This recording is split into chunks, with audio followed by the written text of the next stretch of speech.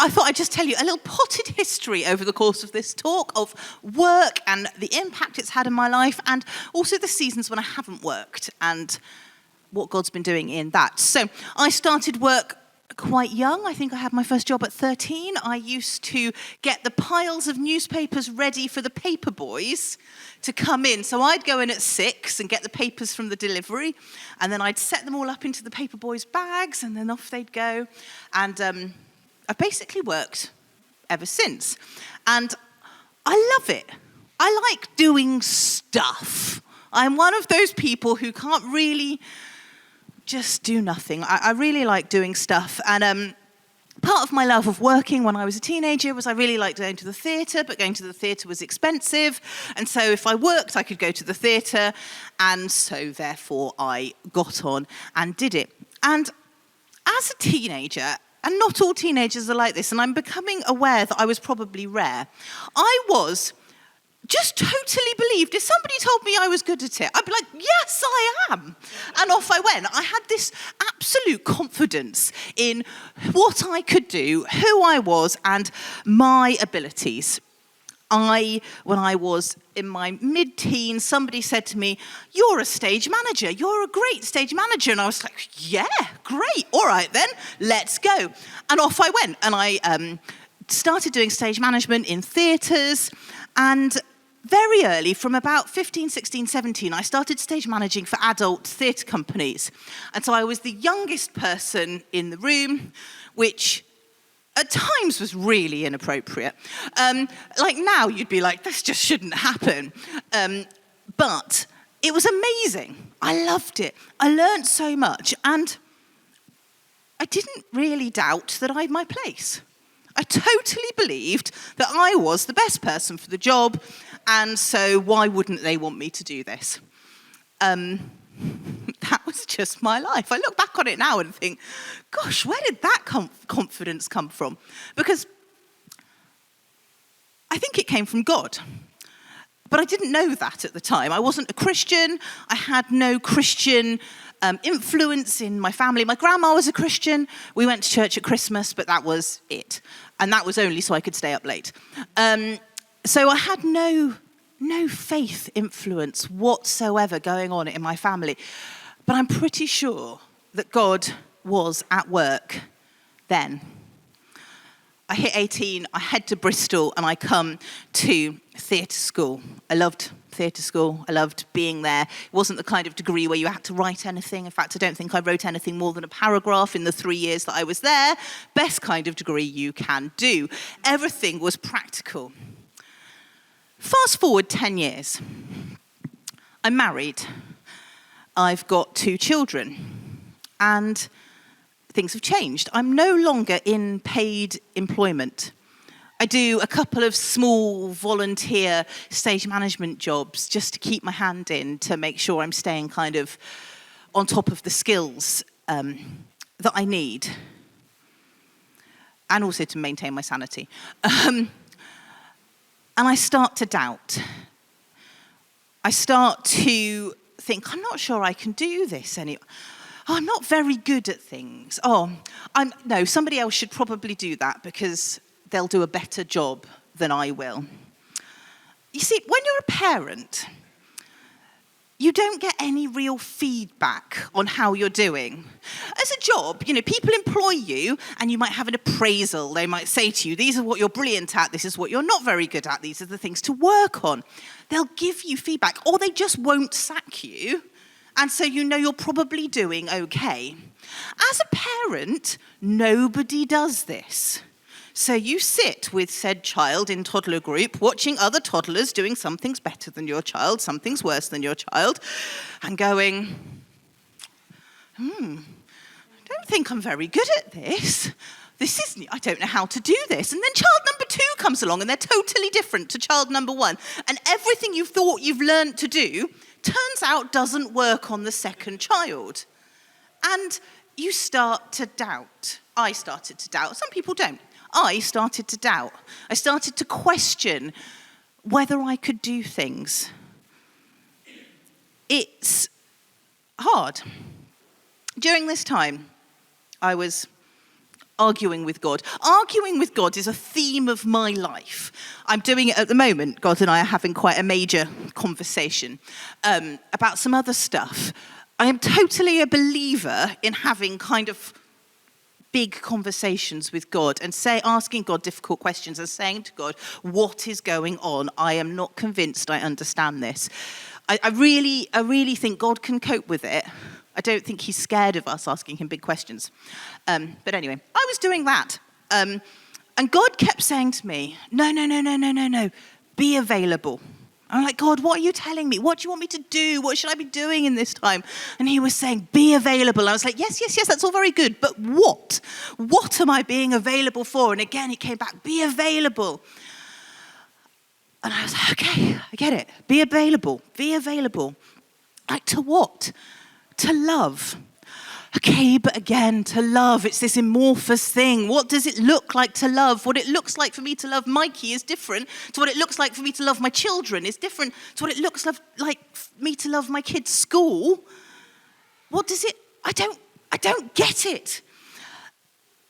And yeah, I look back on it now, and I do, and I can see what God was doing. But he kept saying, be available. I'm going to jump into the Bible. We are going to look at Judges 6. We're going to look at the story of Gideon. It's not a long story, so I'm just going to read it all. So it says this: the Israelites did evil in the eyes of the Lord, and for 7 years he gave them into the hands of the Midianites. Because the power of Midian was so oppressive, the Israelites prepared shelters for themselves in mountain clefts, caves, and strongholds.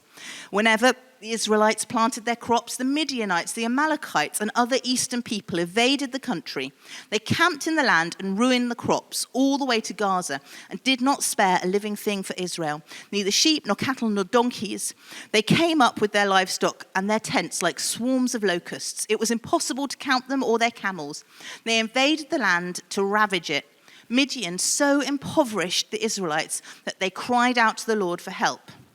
When the Israelites cried out to the Lord because of Midian, he sent them a prophet who said, This is what the Lord, the God of Israel says. I brought you up out of Egypt, out of the land of slavery. I rescued you from the hand of the Egyptians, and I delivered you from the hand of all your oppressors. I drove them out before you and gave them to your land. I said to you, I gave you their land. I said to you, I am the Lord your God. Do not worship the gods of the Amorites in whose land you live, but you have not listened to me. The angel of the Lord came down under the oak in Ophrah that belonged to Joash, the Abizarite, where his son Gideon was threshing wheat in a winepress to keep it from the Midianites. When the angel of the Lord appeared to Gideon, he said, The Lord is with you, mighty warrior. Pardon me, my lord, Gideon replied, but if the Lord is with us, why has all this happened to us? Where are all his wonders that our ancestors told us about when they said, Did not the Lord bring us up out of Egypt? But now the Lord has abandoned us and given us into the hand of Midian. The Lord turned to him and said, Go in the strength you have and save Israel out of Midian's hand. Am I not sending you? Pardon me, my lord, Gideon replied, but how can I save Israel? My clan is the weakest in Manasseh, and I am the least in my family. The Lord answered, I will be with you, and I will strike down all the Midianites, leaving none alive. Gideon goes on to work with God. But I'm just going to draw out two little bits of that chunk. There are two key verses that I want to talk about. The first one is this. When the angel of the Lord appeared to Gideon, he said, The Lord is with you, mighty warrior. Gideon was not a mighty warrior at the time. Gideon was threshing corn in a winepress, hiding from an army. He wasn't a mighty warrior. Nobody else would have looked at him and said, mighty warrior. But that's what God saw. It's challenged me to say, can we be available to God so that he can call out of us what he sees? Are we brave enough to say yes to him? I heard a quote recently that said, true humility is agreeing with God about who you are. When God leads you into something, can we agree with him about who we are and step into his leading? I read this and think, well, that's all very good, but it's a lot of buts when I talk to God. I don't know about you. I have never sat under a tree threshing corn and the Lord appeared to me and said, mighty warrior. Wouldn't life be easier if God rocked up and said to you, mighty warrior? It would be so much more simple. I'd know that I was a mighty warrior and off I go. God said to me, go, stage manager, go, whatever it is. I'd go and I'd be like, the Lord has said so. I can have confidence that I'm doing this. But do you know what? He doesn't. Do you know what? Mighty warrior isn't even a gift of the Spirit. This is not something that's in the gifts that we can look at. But it is something that God calls him out to be. It's okay to talk to God about what we're doing with our lives, our work. And it's okay to hear the voice of God through God directly or through other people when God says, you are an incredible organizer. You're amazing just at caring for people. You're an amazing carer. God speaks to us and through people in what he calls us.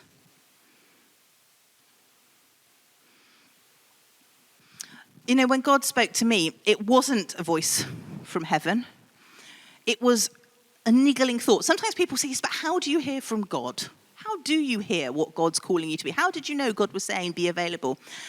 The best way to put it for me is it was a niggling thought that came back each day. Each time I went to pray, it would pop into my head. When I was driving, it would be like in my head. And I would be like, okay. So I'd start questioning God about it. We'd have this little sort of conversation about it. And then it might die down for a day. And then it would be back again. And then the next week it would pop back. And then Jo Paulson, for those of you who know her, had a conversation with me in which she used the words about being available. And I was like, okay, I get it. I get it. God doesn't often do the whole voice of God boomy thing. It doesn't always feel like a whisper. You know, for me, I don't hear that kind of whisper people talk about. Not in any kind of tangible way. For me, it's a niggle that comes back and comes back and comes back. And as I talk with God, it's getting into that. I also dream with God. That's another thing, not dream in bed. I'm a daydreamer. I like to daydream with God. I like to say to God, okay, come into my daydreams. Let's imagine what this could be. I want to imagine a future where you're working and doing stuff. I think that's fun to do with God. And as I look back, I can totally see what God's been in. So when God said, be available, what was he talking to me about? When I look back, what were the things? So he said to me, be available to be chair of governors at a school through massive transition. Be available to support friends who've suffered quite significant trauma. Be available for me to speak to you and for you to study. For me, this next one was one of the hardest. Be available to model honest parenting when social media shows perfection. I didn't like that one. You know, when God was saying these things, I would say, pardon me, my Lord, but school governance is massive. It's hard work. It's paperwork. I'm not great at paperwork. It's significant. Actually, the governance that I was doing at the time at a school that had failed in Ofsted and was going through a really tricky time was significant to what was happening in the school. I felt totally ill-equipped. I don't know anything about trauma. I've had to learn about the impact of trauma. I've not had any significant trauma in my life. I had to learn fast. I had to read, because all of a sudden, it was in my life with people I was loving, and I needed to understand it. But I was a bit like, pardon me, really, Lord? I don't know if I can do this at 3 o'clock in the morning. I'm dyslexic. When God was talking to me about being available to study for him and study him, I was like, yeah, pardon me, Lord. I have not written anything longer than a paragraph in about 15 years. I think not. Turns out I could. And parenting. Parts of my parenting are messy. Really, really messy. My kids are not perfect. They have particularly spectacular tantrums in really public places. Really public places, like little Tesco's in Southmead. I got kicked out by the security guard when one of my children was having such a monster tantrum. Everybody was looking. It was hideous. And all the way through, I was so conscious of what I was doing and how I was parenting my child through that. It happened on the school playground. It still does happen on the school playground. Things are happening. My children are loud. I'm loud. It's, genetics. But people are watching you parent. People are watching me parent this tantrum that's happening on the floor at my feet. What I really wanted to do was just hide it all. It was messy. Looking back at it now, there was no denying what God was doing. Recently, a parent said to me in the playground how happy they were talking to me about parenting their children because they knew that my children weren't perfect and they'd watched me parent them through it. They'd watched me deal with some tricky situations and see the relationship I have with my girls now. And they wanted that. And we could talk about it. It was embarrassing at the time. It was hard sticking to my guns that say, I'm not going to shout. I'm going to stay calm. I'm going to get down on your level. I'm going to do all of these things that I believe are really key to parenting that are not necessarily the same way other people do it. I'm not perfect. Really not perfect. But parenting confidently and publicly has been a blessing to other people that only now I can look back and see. And that's, something I'm proud of. But it's something that I see when God called me to be available, to not rush this. I see the way it worked. The other bit of this story I wanted to quickly talk about was this. The Lord turned to him and said, go in the strength you have and save Israel out of Midian's hands. Am I not sending you? I love this bit of the story. Go in the strength you have, not wait until you've got it sorted and feel like you can do it, not think you're the very best person for the job and do it. No, go in the strength you have. When God sends you to do something, we don't wait until we've perfected it. We go and we do it. That does not mean that we don't plan. We don't learn, we don't read the books, but it does mean we go as we are. About this time last year, I decided to go back to paid employment. I was excited to do it, and it happened quite quickly. From one moment I was not working, and the next moment I was like, oh, I'm working again. And it happened over about a course of about a month. I got my first phone call, come back to work, 2 days work, working for McLaren in Woking, stage managing a conference. Honestly, I don't know how Matt lived with me from the time between getting that phone call and doing the job, because I was absolutely in pieces. I was like trying to buy the things that I needed to do, restock my toolkit, buy clothes that I needed. I hate clothes shopping. It is a passionate hatred. I had to go and buy a whole wardrobe of clothes for work. It was hideous. I was having to remember all sorts of things, sort out public liability insurance, all sorts of these crazy, crazy things. And I was worrying. I was really scared. Why did I not remember this bit of Gideon that said, go in the strength that you have? Because I didn't. I just worried. This is the honest truth. I just worried. It was really rubbish. It was really hard. I look at it now and I think, yes, God was calling me to go in the strength I had. He wasn't asking me to be perfect. He knew I hadn't worked for 10 years. He knew that I'd need to build up. He was calling me to go in the strength that I had. After all that worry, I was sat on the train to Woking, and I was on the little branch line bit that goes between Reading and Woking. And there was a lady just in front of me, and she was humming, and I wasn't really paying a lot of attention to her to start with, but as we got closer to Woking, her humming got louder. And so I couldn't really not listen to humming. And I was like, oh, hang on, I actually know that song. Oh, she's worshipping. And as we pulled up to the station, she started singing. Her humming became singing, and she was just, had her headphones in and was just worshipping on the train. It was quite quiet. There were like hardly any of us in the platform, or in the carriage. It was a bit strange. I was a bit like, oh, nice. But it was there. She was worshipping.